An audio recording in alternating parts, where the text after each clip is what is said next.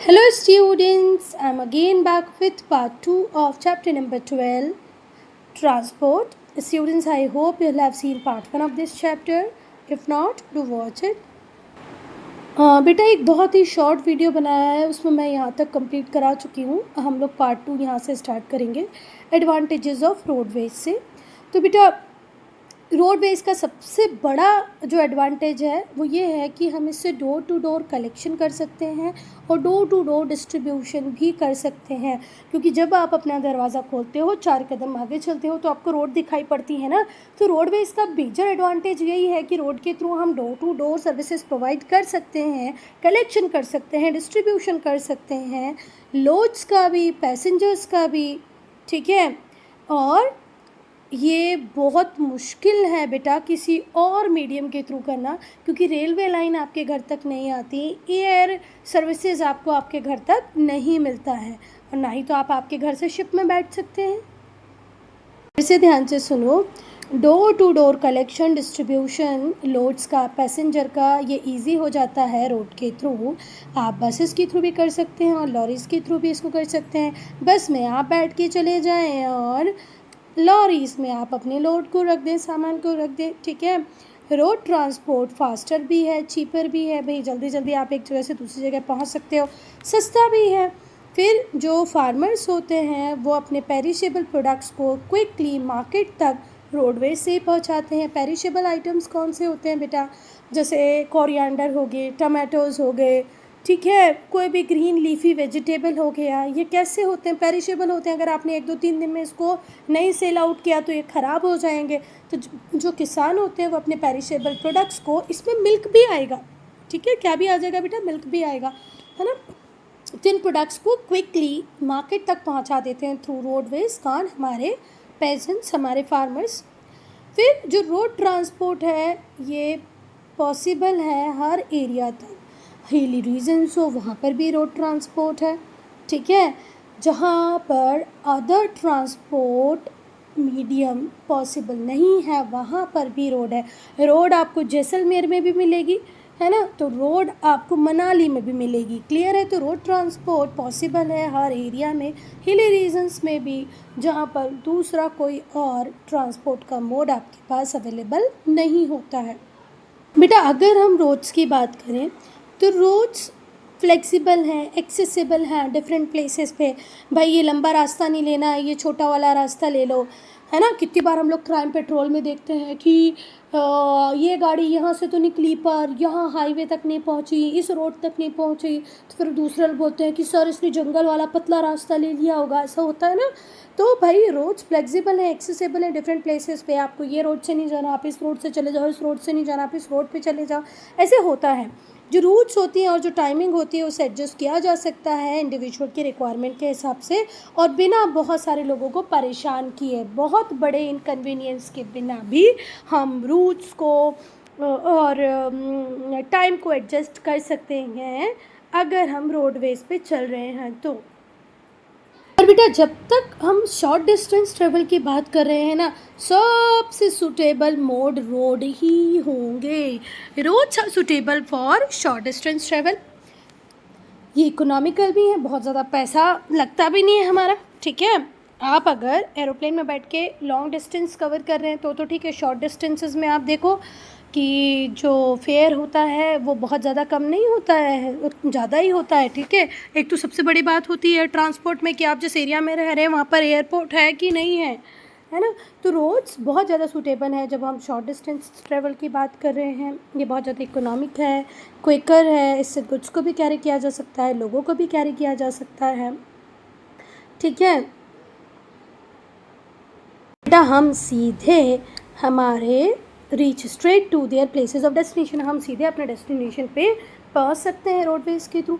Road transport feeder की तरह काम करता है to other modes of transport. अब देखो कैसे, जैसे मुझे बाय प्लेन गोवा जाना था, हम गए गोवा, ठीक है। तो इटारसी टू भोपाल, क्योंकि भोपाल से हमारी फ़्लाइट थी, इटारसी में कोई एयरपोर्ट नहीं है, तो इटारसी टू भोपाल हम गए हमारी कार से, तो रोडवेज का यूज़ किया हमने। फिर भोपाल से गोवा गए हम फ़्लाइट से, फिर गोवा से हमारे होटल पहुँचे हम किस से? कार से। तो ये जो रोड ट्रांसपोर्ट है ये फीडर की तरह काम करता है, किसके लिए? दूसरे मोड ऑफ ट्रांसपोर्ट के लिए। आई बात समझ में, है ना? अगर मुझे शिप से कहीं पर जाना है तो इटारसी में तो सी पोर्ट भी नहीं है, तो मुझे कहाँ जाना पड़ेगा? चलो मैं चाहती हूँ, कहाँ जाऊँ भाई? मुंबई। फिर मुंबई में मैं शिप में बैठ के कहीं जा सकती हूँ, तो पहले तो मुझे रोडवेज़ का यूज़ करना पड़ेगा ना, तो इसीलिए हम रोडवेज़ को क्या बोल रहे हैं? फीडर। कि भाई ये फीडर हैं, अगर रोड्स नहीं होंगे तो लोग उस पर्टिकुलर एरिया तक पहुँचेगा कैसे जहाँ उसको दूसरा मोड ऑफ ट्रांसपोर्ट लेना है। समझ में आ गया रोड ट्रांसपोर्ट को हम फीडर क्यों कह रहे हैं बेटा? तो इतना इजी क्वेश्चन आपके एग्जामिनेशन में नहीं पूछा जाएगा, पर अगर पूछा जाता है तो आपको ये बातें ध्यान रखनी है कि फास्टर है, चीपर है, शॉर्ट डिस्टेंसेस के लिए बहुत ज़्यादा सूटेबल है। हम अपने अकॉर्डिंग टाइमिंग और एडजस्टमेंट कर सकते हैं बिना किसी को परेशान किए। अगर हम रोड ट्रांसपोर्ट पे हैं तो ये डोर टू डोर कलेक्शन और डिस्ट्रीब्यूशन के लिए भी बहुत ज़्यादा सूटेबल है। बस के थ्रू, लॉरीज़ के थ्रू आप ये काम आसानी से कर सकते हो। ये फीडर की तरह काम करता है अदर मोड्स ऑफ ट्रांसपोर्ट के लिए। बेटा अब हम पढ़ेंगे रोडवेज़ के डिसएडवांटेजेस को। तो बेटा आज तक टिल डेट हमारी बहुत सारी जो रोड्स हैं वो अनसरफेस्ड हैं और अनसुटेबल है फॉर मोटरेबल व्हीकल्स। बेटा बहुत सारे व्हीकल्स के लिए हमारी जो रोड्स हैं वो अनसुटेबल हैं और बहुत सारी रोड्स तो अनसरफेस्ड हैं। अनसरफेस्ड का मतलब क्या होता है? जिनके ऊपर कोल टार या सीमेंट से काम ना किया हो, कच्ची हों। अब वो कच्चे होंगे तो जब बारिश होगी तो ऑब्वियस सी बात है वो मार्शी लैंड में कन्वर्ट कर जाएंगी। सच में बहुत सारी रोड्स ऐसी हैं जो नियर बाय विलेज एरिया में आप देख सकते हो कि एक दो बारिश हो जाए तो मार्शी लैंड में कन्वर्ट हो जाती हैं। इतना कीचड़ उनके ऊपर हो जाता है कि वहाँ से ना ही तो कोई कार पास हो सकती है, ना ही तो कोई स्कूटी पास हो सकती है। बड़े वाले जो व्हील होते हैं वो गाड़ियाँ मुश्किल से वहाँ से क्रॉस कर पाती हैं। भाई जो स्कूटी वगैरह होती हैं वो तो वहाँ से निकल ही नहीं पाएंगी। वो कार जो छोटे व्हील्स वाली हैं वो वहाँ से निकल ही नहीं पाती हैं। तो पहला डिसएडवांटेज हमने देखा कि हमारी बहुत सारी रोड अनसरफेस्ड है, अनसुटेबल है मोटरेबल व्हीकल के लिए। जैसे ही मानसून सीज़न आता है वो किसी काम की नहीं रह जाती। ट्रैफिक इंटरप्शन बहुत ज़्यादा है। आज भी हमारी बहुत सारी रोड्स जो हमें नियर बाय दिखती हैं वो 2 वे होती हैं, मतलब उसी सड़क से आना भी है, उसी सड़क से जाना भी है। तो ट्रैफिक इंटरप्शंस हम बहुत देखते हैं। छोटी गाड़ी भी चल रही है, बड़ी गाड़ी भी चल रही है, फिर बीच में बाइसिकल भी आ रही है, फिर गाड़ियाँ भी आ रही हैं, तो ट्रैफिक इंटरप्शन बहुत होता है। वन वे में ट्रैफिक इंटरप्शन के चांसेस थोड़े से कम होते हैं, खैर होते वहाँ पर भी हैं, तो ये बहुत कॉमन होता है रोडवेज़ में। दूसरा, हमारी इंडियन रोडवेज़ का एक बहुत बड़ा ड्रॉबैक ये भी है कि बहुत सारी रिवर क्रॉसिंग्स के ऊपर ब्रिजेस नहीं बने हुए हैं। जहाँ अगर ब्रिज बना दिया जाए तो डिस्टेंस बहुत कम हो सकता है, पर प्रॉपर रिवर क्रॉसिंग्स के ऊपर ब्रिजेस नहीं बने हुए हैं। नैरो कैरेज वेज़ है, मतलब पतली पतली गलियाँ हैं, सकड़ी गलियाँ हैं जहाँ से बड़े व्हीकल निकल ही नहीं पा रहे हैं। बहुत सारी रिवर क्रॉसिंग ऐसी हैं जिनके ऊपर ब्रिजेस नहीं बने हुए हैं। क्लियर है दोनों पॉइंट? पहला हमने पढ़ा कि अनसरफेस्ड है, अनसूटेबल है, ट्रैफिक इंटरप्शन बहुत है। फिर हम देखेंगे कि बहुत सारी रिवर क्रॉसिंग अनब्रिज्ड है, वहाँ ब्रिज ही नहीं बनाया गया है। जो कैरियज वेज़ हैं, जो रास्ता है वो नैरो है, सकड़ा है, पतला है, मतलब जहाँ से व्हीकल्स क्रॉस नहीं कर पाते हैं। दूसरा बेटा, जो रोड्स का डेवलपमेंट होता है वो कहीं ना कहीं रुकता है, हिंडर्ड होता है, किससे भी? इंटर स्टेट परमिट से भी। ठीक है, एक स्टेट गवर्नमेंट रोड यहाँ से यहाँ तक बनाना चाहती है, पर ये एरिया दूसरे स्टेट में आता है, वो स्टेट वाले लोग ये जगह दे रहे हैं नहीं दे रहे हैं, ये भी एक बड़ी प्रॉब्लम आती है। फिर हम देखते हैं चेक पोस्ट बहुत सारे होते हैं, टोल टैक्स कौन लेगा कौन नहीं लेगा, मैं यहाँ पैसा लगाऊंगा नहीं, तुम यहाँ पैसा लगाओगे तो टोल टैक्स कौन लेगा, ऐसी बहुत सारी प्रॉब्लम्स आती हैं। ठीक है, तो जो रोड का डेवलपमेंट है वो हिंडर होता है, रुकता है, किससे भी? इंटर स्टेट परमिट से भी। बहुत सारे चेक पोस्ट हमें देखने को मिल रहे हैं, टोल टैक्स हमें देखने को मिलते हैं। ये सब भी कहीं ना कहीं हमारे रोड कंस्ट्रक्शन को, रोड मेंटेनेंस को हैम्पर करते हैं। नेक्स्ट बेटा, अगर हम रोड ट्रांसपोर्ट की बात करें तो रोड ट्रांसपोर्ट अनसूटेबल हो जाता है और कॉस्टली हो जाता है। कब? जब हम चीप और बल्कि गुड्स को लॉन्ग डिस्टेंसेस में ट्रांसपोर्ट कर रहे हों। कोई बहुत सस्ता और बहुत बल्कि गुड है, जिसको हमको ट्रांसपोर्ट करना है बहुत लंबे डिस्टेंस में, तो रोड ट्रांसपोर्ट अनसूटेबल हो जाता है। जैसे आयरन ओर की बात करें, कोल की बात करें, कोल और आयरन ओर की बात करें, तो बेटा ये चीप भी है, आयरन ओर चीप ही है। आयरन भले महंगा है, कोल चीप है। तो आयरन और कोल जब आप इनको ट्रांसपोर्ट करते हो लॉन्ग डिस्टेंसेस में, तो रोडवेज़ यहाँ पर एक कॉस्टली मोड मिल की तरह होता है और अनसुटेबल भी हो जाता है। इसे ध्यान से सुनो। नेक्स्ट ड्रॉबैक आपसे बोल रहा है, नेक्स्ट डिसएडवांटेज आपको बता रहा है कि रोडवेज कभी कभी अनसुटेबल हो जाते हैं, कॉस्टली हो जाते हैं। पर कब हो जाते हैं? जब हमें ट्रांसपोर्ट करना हो एक ऐसे गुड को जो चीप तो है, साथ ही साथ बल्कि भी है। कोल बहुत ज़्यादा बल्कि होता है। बल्कि का मतलब क्या होता है? भारी। सीमेंट नहीं, क्या बोला मैंने? आयरन और बल्कि भी है और सस्ता भी है। तो जब आप चीप बल्कि गुड को लॉन्ग डिस्टेंसेस में ट्रांसपोर्ट कराना चाहोगे तो रोडवेज अनसुटेबल हो जाएगा, कॉस्टली हो जाएगा। दूसरी बात, मोटर ट्रांसपोर्ट की जो स्पीड होती है वो स्लो भी होती है, कंपेरेटिवली स्लो होती है और लिमिटेड भी होती है। तब भी हमारी शिकायत होती है कि हाईवेज़ पे ट्रक कितनी तेज़ स्पीड पे जा रहे होते हैं, कितने एक्सीडेंट हम देखते हैं। आज इस कार को मार दिया, कल उस बाइक को मार दिया। वो लोग तो इतनी स्पीड से चल रहे हैं, फिर भी हम बोल रहे हैं as compare to other modes of transport, जो ट्रक्स वगैरह हैं या जो भी मोटर ट्रांसपोर्ट है उसकी स्पीड कंपेरेटिवली कम है। क्लियर है? नेक्स्ट, एयर पोल्यूशन बहुत ज़्यादा बढ़ रहा है क्योंकि व्हीकल्स रोड पे बढ़ रहे हैं। जितने व्हीकल होंगे उतना ज़्यादा CO2 एमिशन होगा और उतना ही ज़्यादा फिर क्या बढ़ जाएगा? Air pollution. क्लियर है? सो एक ट्रेन में एक बार में 1000 लोग बैठ जाते होंगे या उससे ज़्यादा बैठ जाते होंगे, हैं? पर आप अपनी स्कूटी लेके जा रहे हो, आपके पापा अपनी बाइक लेके जा रहे हैं, मम्मी अपनी कार लेके जा रही है, तो 3-4 लोगों के लिए 4 व्हीकल चल रहे हैं।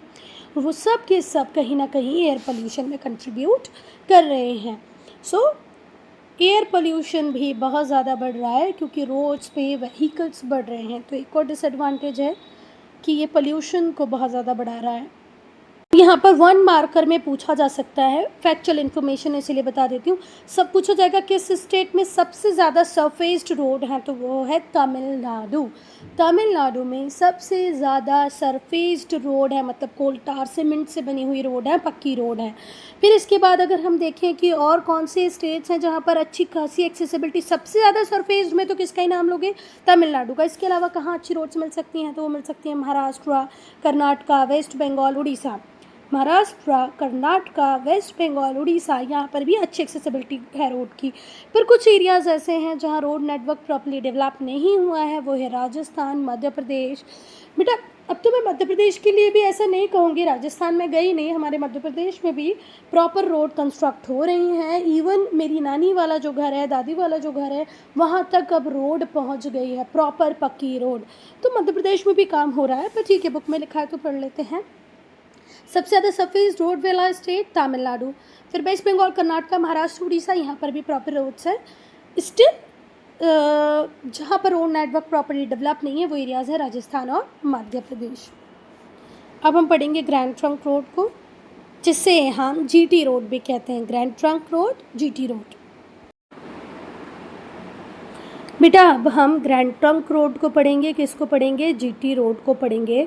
तो ये साउथ एशिया की ओल्डेस्ट और लॉन्गेस्ट मेजर रोड में से एक है, ठीक है।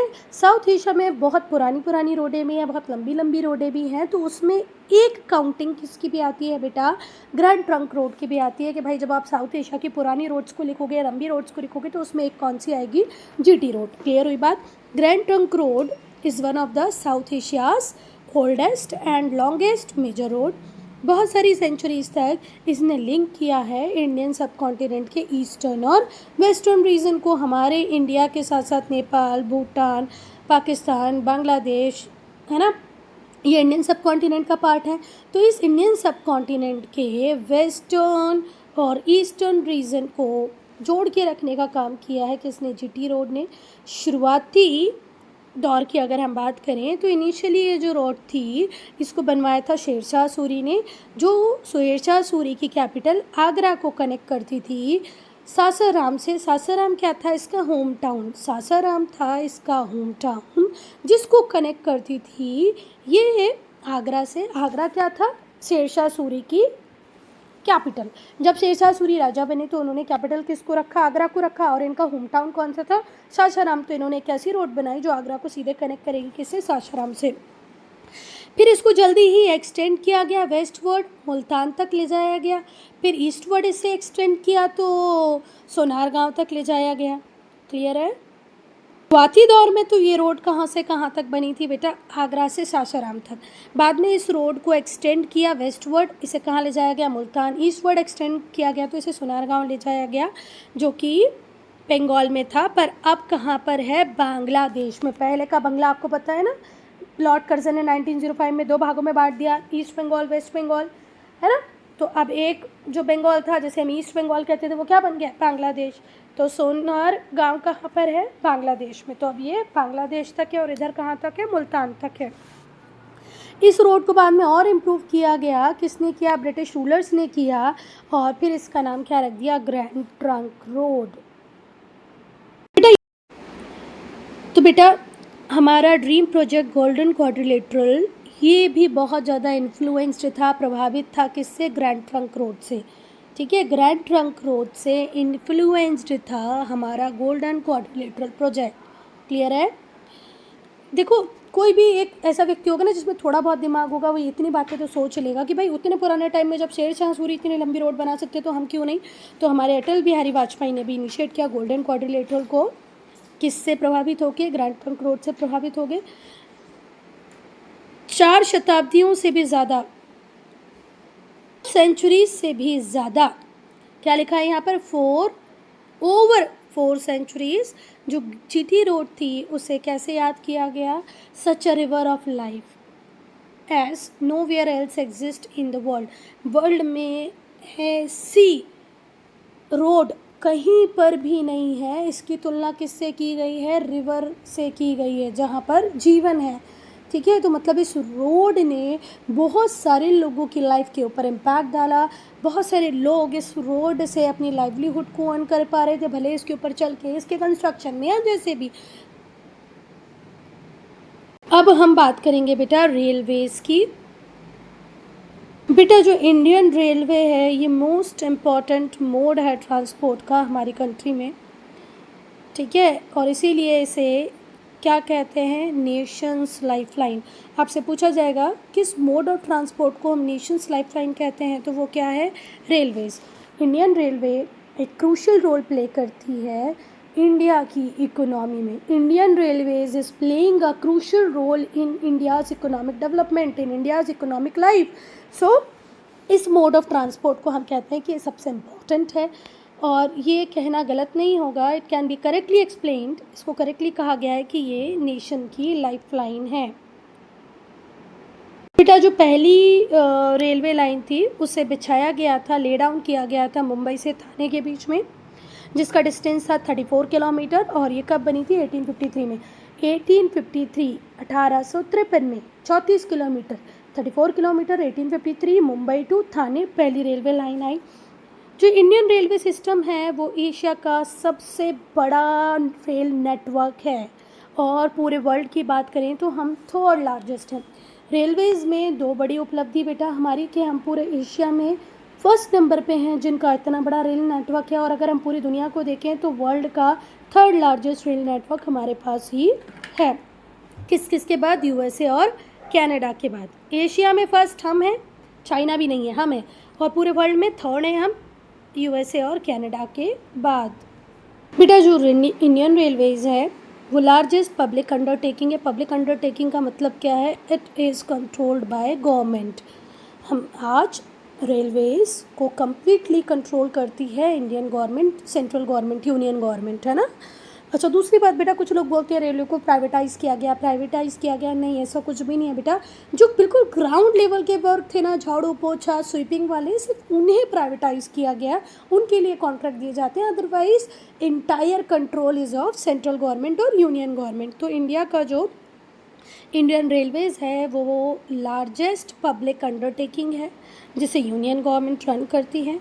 जो रेल रूट है उनकी अगर एक्सटेंट की बात करें तो वो है 68,907।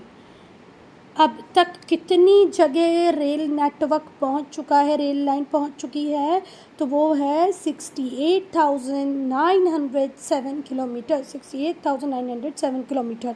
India is producing railway engines, coaches, wagons also to fulfil its requirement. जो इंडिया है वो प्रोड्यूस कर रहा है, अब रेलवे इंजन्स को भी प्रोड्यूस कर रहा है, कोचेस को भी प्रोड्यूस कर रहा है, वैगन को भी प्रोड्यूस कर रहा है, जिससे वो अपनी रिक्वायरमेंट को पूरा कर सके। और बेटा हम यहाँ मध्य प्रदेश में देख रहे हैं कि कंटिन्यूसली रेल लाइन का एक्सपांशन हो ही रहा है। आप लोग भी देखो अपने एरिया में भी हो ही रहा होगा। बेटा जो रेलवे नेटवर्क होता है वो काम करता है 3 गेजेस में।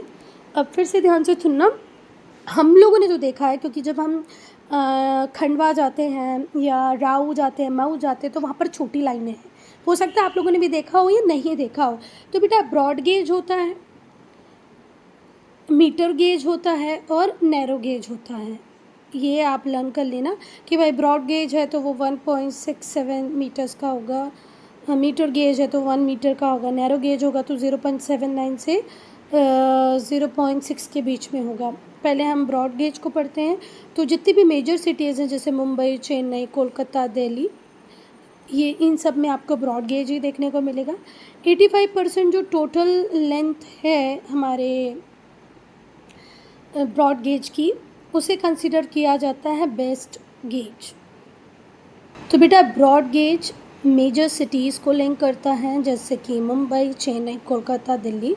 85% जो टोटल लेंथ है, about 85% of total length covered by broad gauge, उसको हम कंसिडर करते हैं कि ये बेस्ट गेज है। भाई इससे अच्छा कुछ नहीं हो सकता। अब हम मीटर गेज की बात करते हैं बेटा, तो ये मेनली मिलेगा आपको नॉर्दर्न यूपी में, बिहार में, असम में, वेस्टर्न राजस्थान में, गुजरात में, महाराष्ट्र में, कर्नाटका में, तमिलनाडु में, और ये 11.3% है टोटल लेंथ इसकी। It covers 11.3 of total railway length. Total railway length का सिर्फ 11.3% ही है मीटर गेज। अब हम नैरो गेज की बात करेंगे। ये हिली रीजन्स में होता है क्योंकि वहाँ पे स्टीप ग्रेडियंट की वजह से हमें नैरो गेज में काम करना पड़ता है, जैसे कालका Shimla, Siliguri Darjeeling, Blue Mountain Express to Ooty. ये सिर्फ 3.7% है टोटल रेलवे लेंथ का। तो टोटल रेलवे लेंथ अगर 100% है तो उसमें से 3.7% नैरो गेज है, 11.3% आपका मीटर गेज है और बाकी बचा हुआ सारा ब्रॉड गेज। अब बेटा ये जो डिफरेंट गेज सिस्टम है इंडियन रेलवेज़ का, ये इनकन्वीनियंट है, टाइम कंज्यूमिंग है। अब जैसे हम लोगों की बात करें तो हम जब मेरी मम्मी के यहाँ जाते हैं तो इटारसी से इंदौर जब हम जाते हैं तो ब्रॉड गेज से जाते हैं। फिर अगर हमें यहाँ से राऊ जाना हो, है ना, तो राऊ जाने के लिए फिर बेटा इंदौर से सीधे बहुत कम ट्रेन होती हैं जो राऊ जाती हैं, छोटी लाइन की ट्रेन जाती हैं, नैरो गेज जाएगा। तो बेटा अब ये जो नैरो गेज जाएगा इसकी ट्रेन्स की टाइमिंग बिल्कुल अलग होगी। तो हम इंदौर स्टेशन पे उतरें, फिर वहाँ रुकें, फिर इनकी टाइमिंग के साथ अपनी टाइमिंग को मिलाएं। तो क्यों ना ऐसा हो कि इस नैरो गेज को यहाँ से ख़त्म कर दे, सीधे इटारसी से राऊ हम क्या ही चलाएँ, ब्रॉड गेज ही चलाएँ। तो यही अब रेलवे मिनिस्ट्री भी सोच रही है कि ये जो इनकन्वीनियंस है, ये जो टाइम कंज्यूमिंग प्रोसेस हो रही है ब्रॉड गेज नैरो गेज की वजह से, पैसेंजर्स के लिए भी और ट्रैफिक की वजह से, गुड ट्रैफिक बोले तो सामान वाली जो ट्रेन होती है, मालगाड़ी, उनके लिए भी। तो लास्ट फ्यू ईयर्स में हम देख रहे हैं कि जो रेलवे मिनिस्ट्री है उसने गेज कन्वर्जन का काम शुरू कर दिया है। बहुत सारे ट्रैक पे इलेक्ट्रिफिकेशन हो रहा है। डीजल इंजन अब बहुत कम एरियाज़ में चल रहे हैं, बहुत हिली एरियाज़ होंगे वहीं पर डीजल इंजन चलाए जा रहे हैं। अदरवाइज़ पूरी तरीके से क्या ही चल रहा है, इलेक्ट्रिफिकेशन का प्रोसेस चल रहा है। भैया मैक्सिमम हम किस पे ही काम करेंगे, इलेक्ट्रिसिटी पे काम करेंगे। तो गेज कन्वर्जन चल रहा है, ब्रॉड गेज जो है उसमें कन्वर्ट किया जा रहा है नैरो गेज को, मीटर गेज को। लाइनों पे इलेक्ट्रिफिकेशन का प्रोसेस कंटिन्यू है, जहाँ तक संभव होगा वहाँ तक इलेक्ट्रिफिकेशन पे काम करेंगे। और रेलवे मिनिस्ट्री थ्रू ट्रेन की भी बात कर रही है। थ्रू ट्रेन की बात का मतलब क्या होता है कि भाई अब आपको यहाँ से यहाँ के लिए एक ट्रेन पकड़ना, फिर यहाँ से यहाँ के लिए दूसरी ट्रेन पकड़ना, इसकी ज़रूरत नहीं होगी। यहाँ से यहाँ तक सीधे ट्रेन चलाई जाएगी। इनको क्या कहा जा रहा है? Through trains. तो अब रेलवे मिनिस्ट्री बहुत सारी ऐसी ट्रेन को भी रन कर रही है जिन्हें हम किसके अंदर रख रहे हैं? थ्रू ट्रेन्स के अंदर रख रहे हैं, जो 2 सिटीज़ को कन्वर्ट कर रही हैं, जो बहुत दूर दूर हैं, जिससे पैसेंजर को ज़रूरत ना पड़े कि भाई उसे बीच में ट्रेन चेंज करना पड़े। गीतांजलि एक्सप्रेस जो मुंबई से कोलकाता तक चल रही है। नहीं तो पहले ऐसा होता था कि बीच में आपको चेंज करना पड़ता था, पर अब आपको चेंज करने की ज़रूरत नहीं है। राजधानी एक्सप्रेस जो मुंबई से न्यू दिल्ली चल रही है, और कोलकाता टू न्यू दिल्ली चल रही है। ये कुछ एग्जाम्पल्स हैं थ्रू ट्रेन्स के। अब हम पढ़ेंगे एडवांटेजेस ऑफ रेलवे। बेटा अब हम एडवांटेजेस पढ़ेंगे रेलवे के।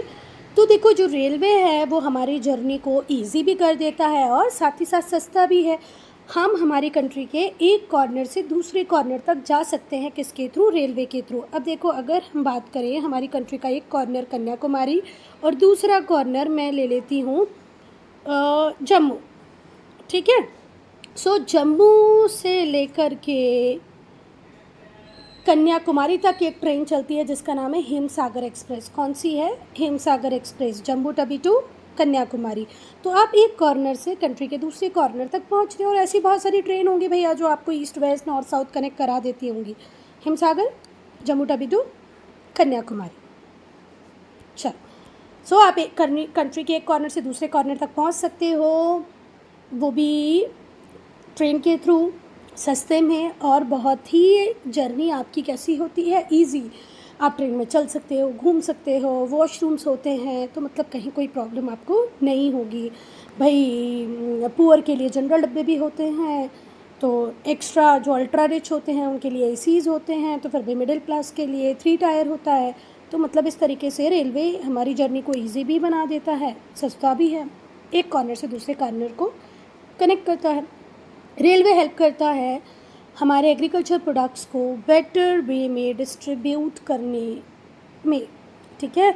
हम हमारे एग्रीकल्चर प्रोडक्ट को, हमारी फूड ग्रेन्स को कंट्री के एक कॉर्नर से दूसरे कॉर्नर तक या एक अच्छे तरीके से डिस्ट्रीब्यूट कर सकते हैं थ्रू रेलवे। फिर से पढ़ो इस पॉइंट को। रेलवे हमारी हेल्प करता है क्या करने में? वितरण करने में, डिस्ट्रीब्यूशन करने में। किसका डिस्ट्रीब्यूशन करने में? एग्रीकल्चर प्रोडक्ट्स का, और वो भी बहुत अच्छे तरीके से। इसने लेबर प्रॉब्लम को सॉल्व कर दिया है बेटा। आज हमारे बिहार से, यूपी से हम देखते हैं कितने वर्कर्स मुंबई, पुणे, चेन्नई काम करने के लिए जाते हैं। सो इसने लेबर प्रॉब्लम को सॉल्व कर दिया। वो लेबर जो एक्सेस में थी हमारे बिहार में, यूपी में, अब वो काम करने इन एरियाज़ में जाती है और अच्छा खासा पैसा कमा लेती है। अब हम वर्कर्स को ऑल ओवर द कंट्री से एक्सेस कर सकते हैं। आज हम मुंबई की फैक्ट्रीज़ में, असम के टी गार्डन्स में देखते हैं कि वर्कर्स बहुत दूर दूर एरिया से आए हुए होते हैं। तो जो रेलवे है इसने वर्कर्स की प्रॉब्लम को भी सॉल्व कर दिया है, लेबर प्रॉब्लम को सॉल्व कर दिया है। आज वर्कर्स आपको ऑल ओवर कंट्री से देखने को मिलेंगे जो मुंबई की फैक्ट्रीज़ में काम कर रहे होंगे, असम के टी गार्डन्स में काम कर रहे होंगे।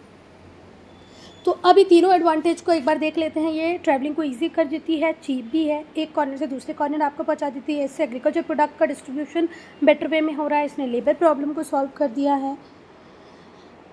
It has bot unity in diversity. Unity in diversity का तो मतलब आपको पता ही होगा ना, अनेकता में एकता, भिन्नता में एकता। तो आज हम देखते हैं कि एक तो लेबर ट्रांसफ़र की वजह से कल्चर का ट्रांसफ़र भी हो रहा है, मतलब कल्चरल मूवमेंट भी हो रहा है। साथ ही साथ हम देखते हैं कि जो रेलवेज़ होती है वो इस बात का बहुत ध्यान रखती है कि भाई एक एरिया के व्यक्ति को दूसरे एरिया में रिक्रूट करती है ना। बहुत सारे हमारे इटारसी में भी हम देखते हैं कि जो लोको पायलट्स हैं वो कहीं बिहार से आए हुए हैं, राजस्थान से आए हुए हैं, फार ईस्ट से हैं, फार साउथ से हैं। सो ये यूनिटी इन डाइवर्सिटी का काम कर रहा है, उसको प्रमोट कर रहा है। नेक्स्ट, जो रेलवे ट्रांसपोर्ट है ये बहुत ज़्यादा डिपेंडेबल मोड ऑफ ट्रांसपोर्ट है, ठीक है। और वेदर कंडीशन का भी इस पर कोई ज़्यादा असर नहीं पड़ता, जैसे कि रेन हो रही हो, फॉग हो रही हो। दूसरे मोड ऑफ ट्रांसपोर्ट पे रेन का, फॉग का बहुत ज़्यादा असर होता है। रेलवे ट्रांसपोर्ट पर भी होता है पर उतना नहीं होता है। तो railway transport most dependable mode of transport बन गया है इंडिया के लिए, क्योंकि ये बहुत कम अफेक्ट होता है बारिश से, फॉग से, मतलब पूरे साल भर कंटिन्यू चालू रहेगा। बहुत कम हम देखते हैं कि भाई बहुत ज़्यादा एक्सट्रीम फॉग से या रेन से ट्रेन बंद हुई है, अदरवाइज़ ये बेचारी चलती रहती हैं। अब क्योंकि एक हमेशा चलती रहती हैं तो ये एक डिपेंडेबल मोड ऑफ ट्रांसपोर्ट है।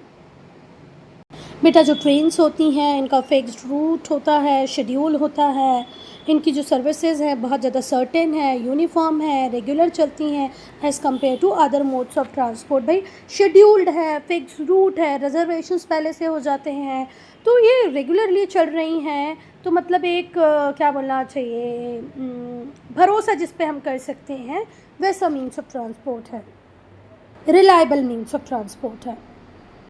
अच्छा, अब हम अगर बात करें इसकी चॉइस की, तो भैया इसका चॉइस आप करते हो, मतलब आपको स्पीड ज़्यादा मिलेगी, आपका जो ट्रैवल होगा वो कन्वीनियंट होगा। तो आप जब भी लॉन्ग डिस्टेंस ट्रैवल कर रहे हो तो आपकी बेस्ट चॉइस रहेगी कि आप रेलवेज़ को ही चुनो, क्योंकि स्पीड इसमें सबसे ज़्यादा है सारे मोड से ज़्यादा, सिर्फ एक मोड को छोड़ के। एयरवेज़, एरोप्लेन वाला एयरवेज़ जो है सिर्फ उससे इसकी स्पीड कम है, बाकी रोड ट्रांसपोर्ट, वाटर बेस, इन सबसे इसकी स्पीड ज़्यादा है। तो अगर आपको लॉन्ग डिस्टेंस में ट्रैवल करना है तो बेस्ट चॉइस रेलवे होगी, क्योंकि इससे आपको अच्छी खासी स्पीड मिल जाएगी, आपकी जो जर्नी है वो बहुत ही कन्वीनियंट हो जाती है। बस इसकी स्पीड किससे कम है बेटा? एयरवेज से कम है। जो रेलवे ट्रांसपोर्ट है ये इकोनॉमिकल होता है, क्विकर होता है, बेस्ट सूट करता है।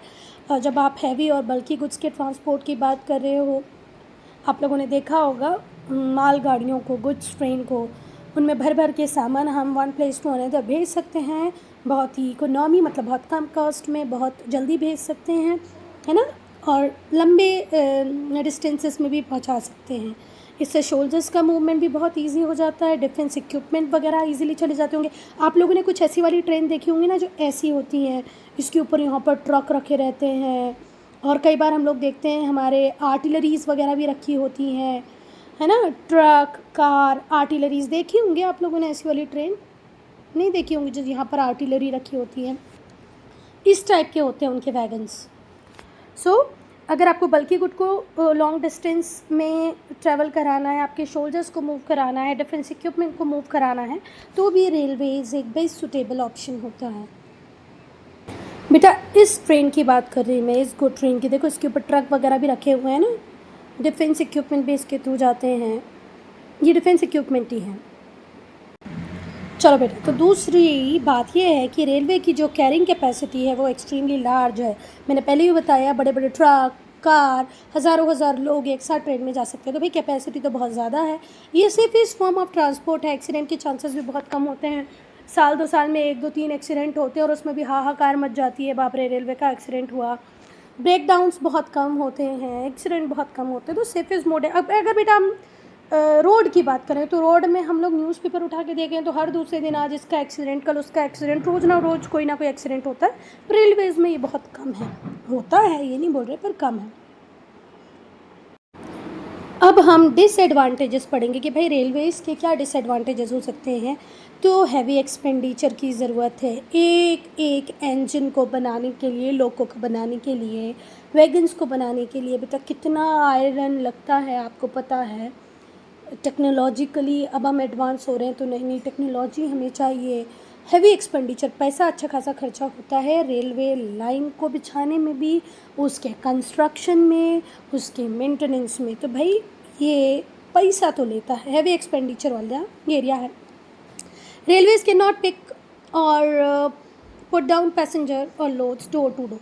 अब इससे बात है भाई कि घर घर तक तो रेलवे चलेगी नहीं ना, और घर घर तक रेलवे चलेगी तो एक्सीडेंट कितने होंगे आप लोगों को पता है।